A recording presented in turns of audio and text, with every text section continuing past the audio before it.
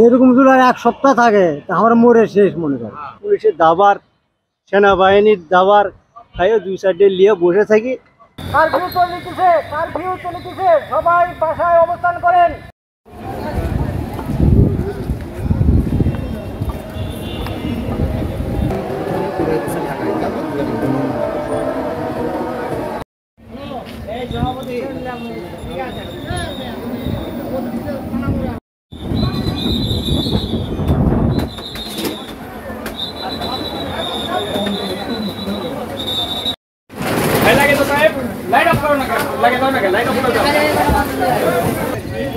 দেশের সার্বিক পরিস্থিতি বিবেচনায় সরকার শান্তি শৃঙ্খলা রক্ষায়, দেশের মানুষের জানমাল রক্ষায় সিদ্ধান্ত নিতেই পারে।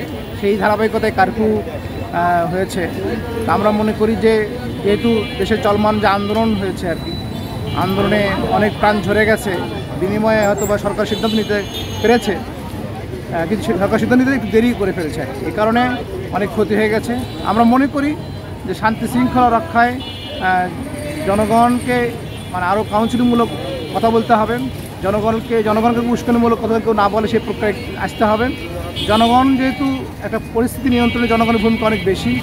এদেশের একটা দেশে যখন কারফিউ থাকে দিনে প্রায় আমার জানা মতো শুনলাম 6,500 কোটি টাকার ক্ষতি অবস্থা হয়।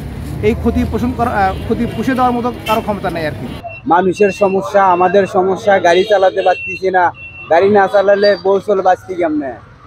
বৌচলক বাঁচাতে গেলে তো গাড়ি চালার লাগবে, কর্ম করা লাগবে, তাই না? কর্মই তো করবার পারছি না আমরা।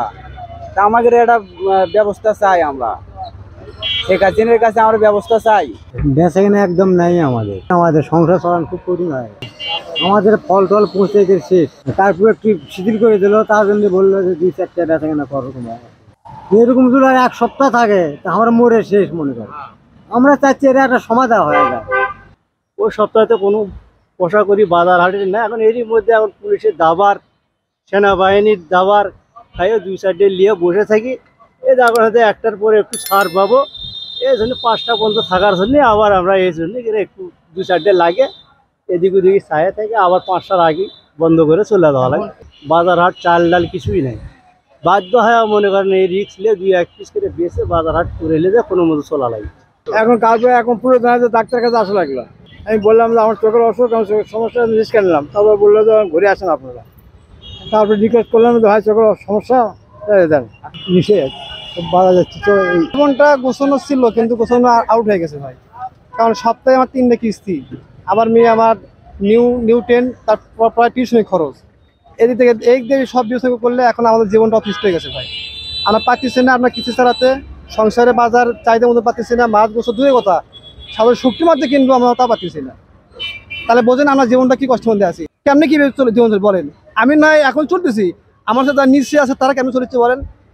আরো নিম্ন যারা একবেলা কাজ করে 3 দিন খায়, তারা কেমন চলেছে বলেন। আমরা বড় লোক ধনী, ব্যাংক বাসায় বসে আছেন, আরামে খাচ্ছেন, সব করতেছেন। একবার নিচে নিম্ন শ্রেণীর লোক দিয়ে তাকান, তারা কি করতে আছে দেখেন। আপনার না দেখে শুধু নিজেরটা ভাবলে হবে না তো। আমার গুটি হচ্ছে, কামাই তো নেই, সংসার আল্লাহ চালাচ্ছে।